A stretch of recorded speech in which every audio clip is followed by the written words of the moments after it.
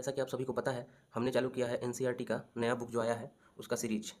दोस्तों हमने पीछे 3 चैप्टर कंप्लीट कर लिए हैं और आज हम पढ़ने वाले हैं चौथा चैप्टर।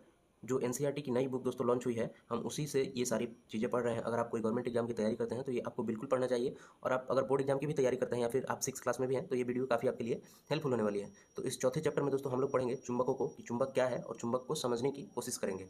ठीक है, तो बिना आपका टाइम वेस्ट किए इस वीडियो को शुरू करते हैं और बताते हैं आपको कि चुंबकों को जाने चैप्टर के बारे में। और मैं दोस्तों एक बात आपको क्लियर कर देता हूँ, इस चैप्टर में दोस्तों या फिर जो हमने पीछे भी चैप्टर्स पढ़े हैं उनमें हमने लाइन बाय लाइन एकदम चीज़ों को पढ़ा है, जिससे कि हमारा एक भी क्वेश्चन गवर्नमेंट एग्जाम हो या फिर कोई भी एग्जाम हो उसमें से छूटने वाला नहीं है। भले ही थोड़ा सा वीडियो बोरिंग होगा, लेकिन दोस्तों अगर आप एक बार पढ़ लीजिएगा तो आपका कोई भी क्वेश्चन नहीं छूटने वाला है। तो वीडियो में बने रहिए। रेशमा केरल के एक तटवर्ती नगर में रहती है और लघु कहानियाँ लिखने में उसकी बहुत रुचि है। ये दोस्तों रेशमा है। उसकी दादी उसे उसके द्वारा लिखी गई कहानियाँ सुनना बहुत पसंद करती है। ठीक है, इसलिए वह अपनी दादी के 60वें जन्मदिन पर उन्हें सुनाने के लिए एक नई कहानी लिख रही थी। रेशमा की लिखी यह कहानी पुराने दिनों में व्यापार के लिए केरल से मसाले ले जाने वाले एक जहाज पर आधारित थी। उसे इस बात की जानकारी थी कि उन दिनों नाविक रात में रास्ता जानने के लिए तारों की स्थिति का उपयोग करते थे। लेकिन उसकी कहानी में एक ऐसी स्थिति सामने आई जब नाविक एक दिन तूफान में फंस गए। उसी तूफान रात आकाश में बादल छाए हुए थे और कोई तारा नहीं दिख रहा था। ठीक है, रेशमा अपनी नानी की कहानी को आगे नहीं बढ़ा सकी क्योंकि उसे नाविकों के लिए दिशा पता करना कोई उपाय नहीं सूझ रहा था। क्योंकि उसे नाविकों के लिए दिशा पता करने का कोई उपाय नहीं सूझ रहा था। उसने इंटरनेट और अपने विद्यालय के पुस्तकालय से इस विषय में जानकारी खोजी और उसने पाया कि यात्री दिशा जानने के लिए चुंबकीय दिशा सूचक, जिसे कंपास भी कहते हैं, नामक यंत्र का उपयोग करते हैं। ये देखिए दोस्तों, ये है हमारा दिशा सूचक यंत्र जिसे कंपास कहते हैं। यद्यपि रेशमा ने ऐसे पेंसिल बॉक्स और पर्स को देखे हुए थे जहाँ चुंबक का उपयोग करके बंद होते थे। इसके साथ ही उसके विद्यालय में एक ऐसा भी लेखन बोर्ड था जिसके साथ चुंबक वाला डस्टर चिपका रहता था, लेकिन उसने कभी इन वस्तुओं पर बहुत ध्यान नहीं दिया था। इस खोजबीन के पश्चात उसने चुंबक एवं चुंबकीय दिशा सूचक यंत्र के बारे में और अधिक जानने की जिज्ञासा उत्पन्न हुई। पुराने समय में नाविकों द्वारा उपयोग किए जाने वाले चुंबक प्राकृतिक रूप से पाए जाने वाले चुंबक थे। इन्हें चुंबक पत्थर के नाम से जाना जाता था, जिसकी खोज प्राचीन काल में हुई थी। समय बीतने के साथ साथ लोगों को पता चला कि लोहे के टुकड़ों से भी चुंबक बनाए जा सकते हैं। आजकल हमारे पास विभिन्न पदार्थों वाले चुंबक उपलब्ध हैं। जो चुंबक आप विद्यालय की प्रयोगशाला में देखते हैं, जो पेंसिल बॉक्स, स्टिकर एवं खिलौनों में उपयोग किए जाते हैं, वे सभी कृत्रिम चुंबक हैं। चुंबक विभिन्न आकार के हो सकते हैं, जिनमें कुछ चित्र 4.2 में दिखाए गए हैं। ये देखिए दोस्तों, आपको छड़ आकार का चुंबक दिखाया गया, ये यू आकार का चुंबक दिखाया गया और ये गोलाकार यानी वलय आकार का चुंबक दिखाया गया है। आइए अब समझते हैं चुंबकीय और अचुंबकीय पदार्थ क्या होते हैं। उससे पहले हम एक क्रियाकलाप करते हैं, खोजते हैं। विभिन्न पदार्थों से बनी कुछ वस्तुएं तथा एक चुंबक लें। पूर्वानुमान लगाएं कि कौन सी वस्तु चुंबक से चिपक जाएगी। अपना पूर्व अनुमान तालिका 4.1 में अंकित करें। अब अपने हाथों में एक चुंबक पकड़ें और उसे एक एक करके सभी वस्तुओं के पास ले जाएं। अवलोकन करें कौन सी वस्तुएं चुंबक से चिपकती है और कौन सी नहीं चिपकती है। अपने अवलोकनों को तालिका 4.1 में अंकित करें। ये दोस्तों हमारे पास कुछ सामान है, आपको एक चुंबक लेके इनको सटा के देखना है चुंबक से सट रहा है या नहीं। ठीक है, यहाँ पे आपको वस्तु के नाम दिए गए हैं, पेंसिल सटता है या नहीं, इरेजर सटता है या नहीं, लकड़ी सटता है, रबड़ सटता है नहीं, ऐसा आपको बताना है यहाँ पे पूर्वानुमान। क्या आपका पूर्व अनुमान सभी वस्तुओं के लिए सही था? कौन सी वस्तुएं चुंबक से चिपक जाती हैं? क्या आप निष्कर्ष निकाल सकते हैं? बिल्कुल दोस्तों निकाल सकते हैं, चुंबक को सटा के देख के उसमें। इस क्रियाकलाप से हमें पता चलता है कि कुछ वस्तुएं चुंबक की ओर आकर्षित हुई है, उससे चिपक गई, जबकि अन्य वस्तुएं आकर्षित नहीं हुई। वे पदार्थ जो चुंबक की ओर आकर्षित होते हैं उन्हें चुंबकीय पदार्थ कहते हैं या कहलाते हैं। ठीक है, वे पदार्थ जो चुंबक से आकर्षित हो जाते हैं और चुंबक में चिपक जाते हैं उन्हें क्या कहेंगे हम लोग? चुंबकीय पदार्थ। लोहा एक चुंबकीय धातु है। इसके अलावा निकेल और कोबाल्ट भी चुंबकीय धातु है। ये दोस्तों बहुत इंपॉर्टेंट दोनों धातु है, याद रखिएगा, निकेल और कोबाल्ट। अन्य धातुओं के साथ इनके कुछ संयोजन भी चुंबक की ओर आकर्षित होते हैं। जो पदार्थ चुंबक की ओर आकर्षित नहीं होते हैं उन्हें अचुंबकीय पदार्थ कहते हैं या कहलाते हैं। ठीक है, आपको सेम उसी प्रकार से देख लेना है कौन से पदार्थ चिपक रहे हैं, कौन से पदार्थ नहीं चिपक रहे हैं। अब ये चुंबक के ध्रुव यानी चुंबक के जो पोल होते हैं वो क्या होते हैं, इसके लिए भी एक क्रियाकलाप दिया गया है। कागज की एक शीट पर थोड़ा सा लोहरेतन चुंबक के बहुत छोटे टुकड़े फैलाएं। लोहरेतन के ऊपर एक छड़ चुंबक रखें, कागज को थपथपाएं और ध्यान से देखें कि लोहरेतन का क्या होता है। ठीक है, क्या आप लोहरेतन के चुंबक से चिपकने के तरीके में कोई विशेष बात देखते हैं? क्या लोहरेतन पर पूरे चुंबक पर समान रूप से चिपक जाता है या फिर कुछ जगहों पर अधिक चिपकता है? हम देख सकते हैं कि लोहरेतन सबसे अधिक चुंबक के सिरों से चिपकता है, जैसा चित्र 4.4 में दिखाया गया है। ये देखिए दोस्तों, यहाँ पे लोहा ज़्यादा चिपका हुआ है, यहाँ पे ज़्यादा, और यहाँ पे आपको कम दिख रहा है चिपके हुए, और यह चुंबक के शेष भाग में कम चिपकता है, जैसा आपको फिगर में दिखाया गया है। चुंबक के इन सिरों को चुंबक के दो ध्रुव, उत्तरी ध्रुव और दक्षिणी ध्रुव कहा जाता है। ये हो गया आपका दोस्तों नॉर्थ यानी कि उत्तर, और ये हो गया साउथ यानी कि दक्षिणी ध्रुव। दोस्तों चुंबक में दो ध्रुव होते हैं। ठीक है, लोहरे तन का अधिकांश भाग किसी आकार के चुंबक के ध्रुवों पर चिपक जाता है। एक ध्रुव वाला चुंबक प्राप्त करना संभव नहीं है, भले ही किसी चुंबक को कितने भी छोटे टुकड़ों में तोड़ दिया जाए। ये दोस्तों कहने का मतलब ये बोल रहा है कि किसी भी चुंबक के दो ध्रुव होंगे। जैसे मान के चलिए इतना बड़ा चुंबक है, तो अगर इसको बीच से आप काट दीजिएगा तो ये साउथ हो जाएगा, ये नॉर्थ हो जाएगा, ये साउथ हो जाएगा, ये नॉर्थ हो जाएगा। यही बात यहाँ पे कहने को ये बोल रहा है। ये बोल रहा है कि कोई भी दो चुंबक मतलब हम ऐसा नहीं बना सकते जिसमें सिर्फ एक ध्रुव है। छोटे छोटे दो टुकड़ों में भी उत्तरी और दक्षिणी ध्रुव, दोनों ध्रुव हमेशा विद्यमान रहते हैं। चुंबकीय ध्रुव हमेशा जुड़े में होते हैं, और एक उत्तरी ध्रुव और एक दक्षिणी ध्रुव। एकल उत्तरी ध्रुव या एकल दक्षिणी ध्रुव का अस्तित्व ही नहीं होता है। कोई दोस्तों बोलेगा आपसे कि जाओ एक ध्रुव वाला चुंबक लेके आओ, तो ऐसा कुछ नहीं होगा। एक ध्रुव वाला चुंबक कभी होगा ही नहीं। दिशाएं ज्ञात करना, आइए दोस्तों सीखते हैं एक प्रयोग की मदद से दिशा हम कैसे ज्ञात कर सकते हैं। चित्र 4.5 में दर्शाए गए, ये चित्र 4.5 है दोस्तों, इसको देखते रहिएगा। एक छड़ चुंबक के माध्यम से एक धागा बांधकर इसे लटकाएं। धागा बांध के आपको इसको लटकाना है। जब तक चुंबक क्षैतिज रूप से संतुलित न हो जाए, आप डोरी की स्थिति को समायोजित रखें।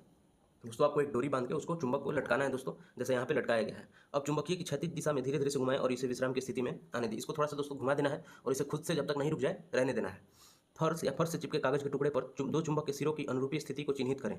दोस्तों रुकने के बाद इस दिशा उसको चिन्हित करना है, चुंबक किधर किधर रुका है। फर्श पर इन दोनों बिंदुओं को एक रेखा से जोड़ें। एक रेखा से दोनों दोस्तों मान के चलिए इस एक चुंबक ये है, ये ऐसी स्थिति में मान के चलिए पहले ऐसी स्थिति में था घुमाने से पहले, अभी ऐसी स्थिति में हो गया, तो उसको बोल रहा है कि इस दोनों पॉइंट को अंकित करके इसको सीधी रेखा से मिला दें। ठीक है, यह उस रेखा की दिशा को दर्शाती है जिस दिशा में चुंबक विश्राम स्थिति में आ गया था। यही वो दिशा दर्शाएगा दोस्तों जो विश्राम की स्थिति में चुंबक आ गया था। अब फिर से चुंबक को एक सिरे से हल्का सा धक्का देकर उसे घुमाएं और विश्राम की स्थिति तक आने की प्रतीक्षा करें। अब यह देखेंगे कि क्या चुंबक उसी रेखा के अनुदिश विरामावस्था में ठहरता है। दोस्तों फिर से आपको चुंबक घुमाने को बोल रहा है, देखने को बोल रहा है कि क्या फिर से वो चुंबक उसी दिशा में आके रुक जाता है या फिर अलग दिशा में रुकता है। ठीक है, स्वतंत्र रूप से लटका हुआ चुंबक उत्तर दक्षिण दिशा में ठहरता है। चुंबक वह सिरा जो उत्तर दिशा की ओर इंगित करता है उसे चुंबक का उत्तरोमुखी ध्रुव या उत्तरी ध्रुव कहते हैं। मान के चलिए दोस्तों चुंबक पहले ऐसे था, आपने हल्का सा घुमाया, लेकिन किसी भी परिस्थिति में वो इस साइड में हो जाएगा, तो ये उसका हो जाएगा नॉर्थ, ये उसका हो जाएगा साउथ। यही बोल रहा है उसका उत्तरोमुखी ध्रुव उत्तरी ध्रुव कहलाएगा। जो दूसरा सिरा दक्षिण की ओर इंगित करता है उसे चुंबक का दक्षिणमुखी यानी दक्षिणी ध्रुव कहा जाएगा।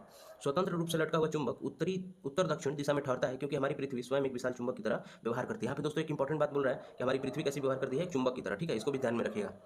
इस क्रियाकलाप को छड़ चुंबक के स्थान पर लोहे की एक छोटी छड़ के साथ दोहराएं। आप देखते हैं कि क्या यह छड़ हमेशा उत्तर दक्षिण दिशा में ठहरती है। यहाँ पे दोस्तों बोल रहा है कि आप चुंबक ना लेके एक छड़ को लटका के देखो और उसको घुमा के क्या यह भी उत्तर दक्षिण दिशा में रुकती है। ऐसा नहीं होगा दोस्तों। ठीक है, यह किसी भी दिशा में ठहर सकती है। इसका तात्पर्य यह है कि केवल चुंबक ही हमेशा उत्तर दक्षिण दिशा में ठहरते हैं। यह क्रियाकलाप हमें यह जांचने का एक तरीका प्रदान करता है कि धातु का कोई टुकड़ा चुंबक है या नहीं। ये दोस्तों ऐसे भी पता लगा सकते हैं आप कि क्या वह चुंबक है या नहीं, उसे स्वतंत्र रूप से लटका के और घुमा के देख के। स्वतंत्र रूप से लटके चुंबक का उपयोग हमेशा उत्तर दक्षिण दिशा में रुकना, गुण का उपयोग दिशाएं जानने के लिए किया जाता है। इसी आधार पर पुराने समय में दिशाएं जानने के लिए चुंबकीय दिशा सूचक यंत्र नामक छोटा सा यंत्र विकसित किया गया था। इसमें सुई का आकार चित्र 4.6 में आप देख सकते हैं, ऐसा कुछ का एक चुंबक होता है जो स्वतंत्र रूप से घूम सकता है। चुंबकीय दिशा सूचक की सुई उत्तर दक्षिण दिशा को हमेशा इंगित करती रहती है। यहाँ पे देख सकते हैं दोस्तों, दिक्सूचक को उस स्थान पर रखा जाता है जहां हम दिशाएं जानना चाहते हैं। कुछ समय पश्चात इसकी सुई उत्तर दक्षिण दिशा के अनुदिश रुक जाती है। इसके बाद दिशा सूचक बॉक्स को धीरे धीरे तब तक घुमाया जाता है जब तक कि डायल पर अंकित उत्तर और दक्षिण के सुई के साथ संरेखित न हो जाए। अब उस स्थान पर सभी दिशाएं डायल की दिशाओं पर दर्शाई गई के अनुसार होती है। ये दोस्तों इसको हल्का हल्का घुमाते हैं जब तक ये नॉर्थ साउथ पे न हो जाए। ठीक है, उसके बाद से हम चारों दिशाओं को पता कर सकते हैं। हम अपना चुंबकीय दिक्सूचक कैसे बना सकते हैं, ये आप दोस्तों बना भी सकते हैं। आइए देखते हैं थोड़ा सा। चुंबकीय दिक्सूचक सामान्यतः एक छोटा वृत्ताकार बॉक्स होता है जिस पर कांच का आवरण होता है, जैसा कि चित्र 4.6 में दिखाया गया है। सुई के आकार का एक चुंबक बॉक्स के तल पर खड़ी एक पिन पर लगा होता है। यह चुंबकीय पिन इस तरह से संतुलित होती है कि यह इस बिंदु के चारों ओर आसानी से गति कर सकती है, अर्थात स्वतंत्र रूप से घूम सके।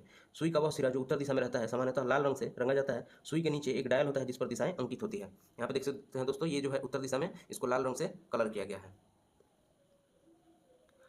आइए दोस्तों एक क्रियाकलाप 4.4 देखते हैं। इसमें क्या चीज़ हमको देखने को मिलता है, सीखने को मिलता है।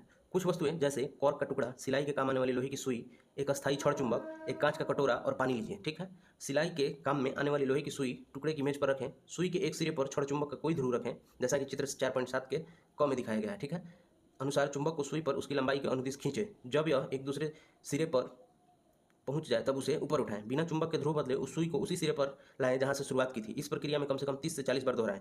सुई के पास थोड़ा सा लोहरे तन या स्टील का पिन लगाएं। अगर पिन लोहरे तन सुई की आकर्षित हो जाती है तो इसका अर्थ है कि सुई चुंबक बन गई है।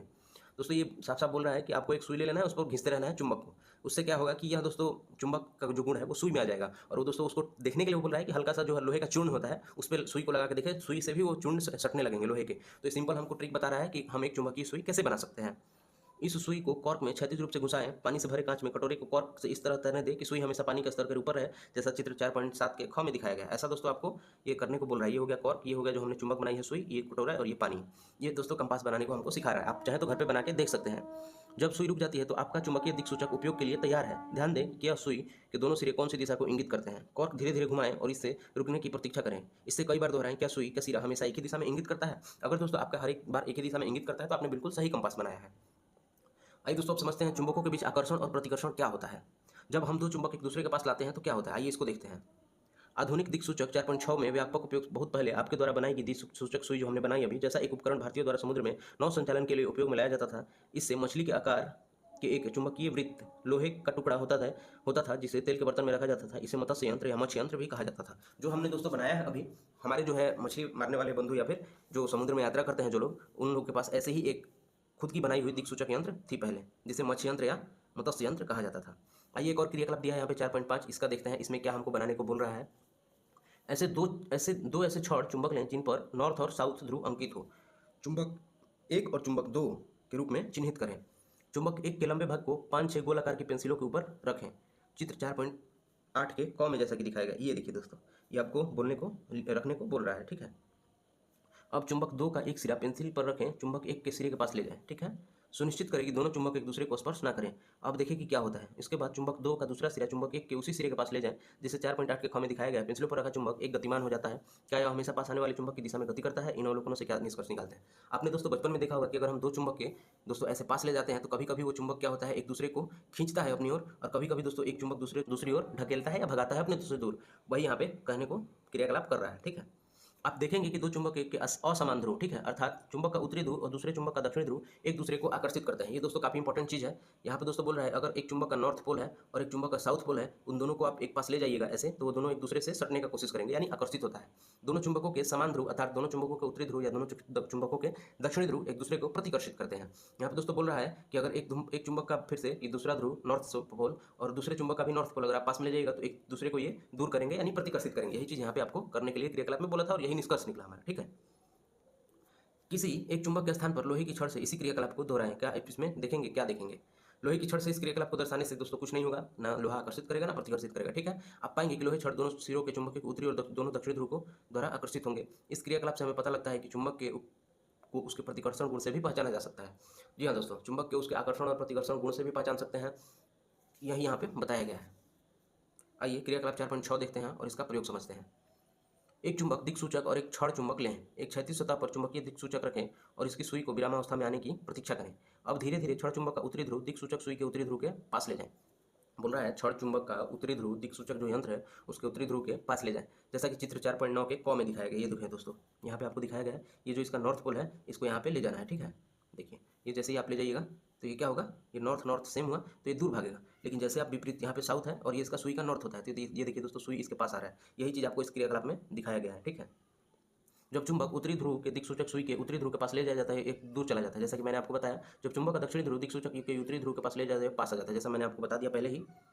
आइए क्रियाकलाप 4.7 देखते हैं और इसकी जांच करते हैं। क्रियाकलाप 4.6 के पहले या दूसरे भाग को दोहराएं, जैसा कि हमने किया। क्रियाकलाप छड़ चुंबक और चुंबकीय दिक्सूचक को छेड़े बिना उनके मध्य लकड़ी का एक टुकड़ा 4.10 में दर्शाए गए चित्र के अनुसार रखें। ऐसे आपको दोस्तों रखना है, ठीक है। क्या लकड़ी का टुकड़ा मध्य में रखने से दिक्सूचक में विक्षेपण का कोई प्रभाव हुआ। अपने अवलोकन तालिका 4.2 में अंकित करें। लकड़ी के टुकड़े के स्थान पर कार्डबोर्ड शीट, पतली प्लास्टिक और पतली कांच की शीट रखकर भी उपयुक्त प्रयोग को हम लोग दोहरा सकते हैं दोस्तों, ठीक है। इसमें आपको लिखना है कि क्या मतलब आकर्षित हुआ, प्रतिकर्षित हुआ, कितना दूर गया, प्रभाव नहीं पड़ा, ऐसा कुछ लिखना है आपको। जब चुंबक और दिक्सूचक के मध्य उपयुक्त उल्लिखित किसी भी सामग्री की सीट रखी जाती है तो सुई अपने विक्षेपण में कोई विशेष परिवर्तन नहीं देखेंगे। इसलिए हमें निष्कर्ष निकाल सकते हैं कि चुंबकीय प्रभाव अचुंबकीय पदार्थों के भीतर से होकर उनके पार जा सकता है। यहाँ पे कहने का मतलब यह है दोस्तों, कभी कभी आपने देखा होगा कि अपनी हथेली पर एक ऊपर सिक्का रख के और नीचे से चुंबक लगाने पर भी क्या होता है कि चुंबक का गुण सिक्के को आकर्षित करता है। वही चीज़ यहाँ पे सीट रखने को बोला है। हमने दोस्तों बचपन में बहुत सारी चीज़ें की हुई है। आइए अब चुंबकों के साथ थोड़ा सा मनोरंजन करते हैं और समझते हैं चीज़ों को। चुंबकों के बारे में जानने के बाद रेशमा उत्साहित थी और उसने अपने विद्यालय के मेले में चुंबकों का उपयोग करके कुछ रोचक क्रियाकलाप आयोजित करने का निर्णय लिया। आप भी इन्हें अपने लिए बनाने की कोशिश कर सकते हैं और कुछ अन्य रोचक वस्तुएं बनाने पर भी विचार कर सकते हैं। क्या हम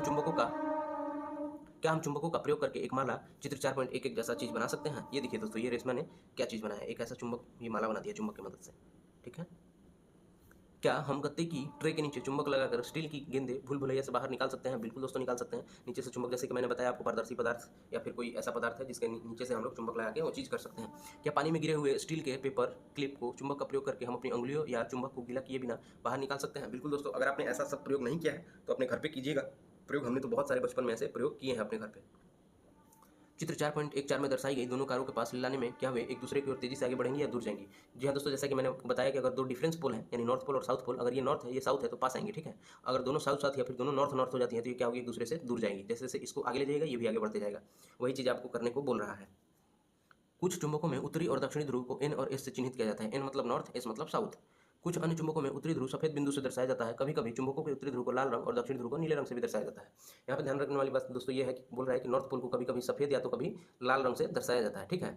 यही आपको बता रहा है, और जो है दक्षिणी ध्रुव को नीले रंग से, ठीक है, ध्यान रखिएगा। आइए अब आपको आगे बताते हैं चुंबकों को सुरक्षित कैसे रखना है, ये चीज़ भी जान लीजिए आप। चुंबक कहता है, बहुत इंटरेस्टिंग है दोस्तों, मुझे ध्यान से रखो, मुझे जोड़ों में इस प्रकार रखो कि दोनों चुंबक के विपरीत ध्रुव एक दूसरे की तरफ ही हो। ऐसा इसलिए बोल रहा है क्योंकि दोनों चिपक के रहेंगे। दो चुंबकों के मध्य एक लकड़ी का टुकड़ा हो तथा सिरे पर नर्म लोहे के टुकड़े हों। यहाँ पे दोस्तों जैसे देख सकते हैं आपको रखने को कैसे बोल रहा है। मुझे गर्म मत करो और गिराओ मत, मुझे हथौड़े से मत पीटो, मुझे मोबाइल या फोन या रिमोट के पास मत रखो। ये दोस्तों ऐसा करने से चुंबक को परेशानी होती है। चुंबक को गर्म करने से उसका गुण खत्म होता है, उसको गिराने पीटने से उसका गुण जो है चुंबकीय खत्म होता है। मनोरंजन करो लेकिन चुंबकों का ध्यान रखो, ये चीज़ यहाँ पे बताया गया है। यहाँ पे दोस्तों ये काफ़ी इंपॉर्टेंट चैप्टर था जिसमें हमको बहुत सारी चीज़ें देखने को मिली। आइए कुछ प्रमुख शब्द हैं इनको भी ध्यान ले लेते हैं। बहुत सारे दोस्तों इन शब्द को छोड़ देते हैं और बाद में अगर कहीं शब्द मिल जाता है तो उनको लगता है अरे भाई ये कौन सा शब्द है, इसका मतलब क्या होता है, ठीक है। तो आइए, आकर्षण हमने देखा, जब एक दूसरे से सटता है लोग तो। क्षण चुंबक क्या होता है? क्षण चुंबक ऐसा दोस्तों आपको ऊपर मैंने दिखाया। दिक्सूचक सुई भी आपको दिखाया। चुंबकीय पदार्थ और चुंबकीय पदार्थ क्या होते हैं ये चीज़ भी मैंने आपको बताया। चुंबक का उत्तरी ध्रुव क्या होता है ये भी बताया। प्रतिकर्षण जब दो अलग अलग जाते हैं तो भी बताया। बलय चुंबक कैसा होता है ये भी मैंने दिखाया। चुंबक का दक्षिणी ध्रुव कैसा होता है ये भी मैंने दिखाया। यू आकार का चुंबक भी हमने ऊपर देखा। निष्कर्ष भी निकालना सीखा, निर्माण भी करना सीखा, प्रयोग भी किया, खोज भी किया, जांच भी किया, ठीक है। अवलोकन भी किया, पूर्वानुमान भी लगाया, पहले से ही जो अनुमान हम लगा सकते हैं, अंकित भी किया हम लोगों ने, ठीक है। ये दोस्तों काफ़ी छोटा चैप्टर था लेकिन काफ़ी इंपॉर्टेंट। आगे चल के इससे और भर भर के क्वेश्चंस आने वाले हैं, जैसे हम आगे की क्लासेस में पढ़ेंगे। आगे के क्लासेस में चुंबक के बारे में और विस्तार से बताया गया है। चुंबकीय क्षेत्र क्या होता है, चुंबक से क्या क्या चीज़ें और बनती है, जनरेटर कैसे काम करता है, मोटर कैसे काम करता है, ये सभी चीज़ें आपको दोस्तों आगे वीडियो में पढ़ने को मिलेंगी। ये दोस्तों हमारी नई एनसीईआरटी सीरीज का चैप्टर 4 कंप्लीट हुआ। उम्मीद करता हूं आपको समझ में आया होगा। अगर समझ में नहीं आया तो कमेंट कर दीजिएगा हमें, और क्या क्या सुधार करने चाहिए, किस हिसाब से आपको चीज़ों को पढ़ानी चाहिए ताकि चीज़ें आपके लिए आसान हो। तब तक के लिए मिलते हैं किसी नेक्स्ट वीडियो में किसी नेक्स्ट टॉपिक और अगले टॉपिक के साथ। तब तक के लिए पढ़ते रहिए, खुश रहिए।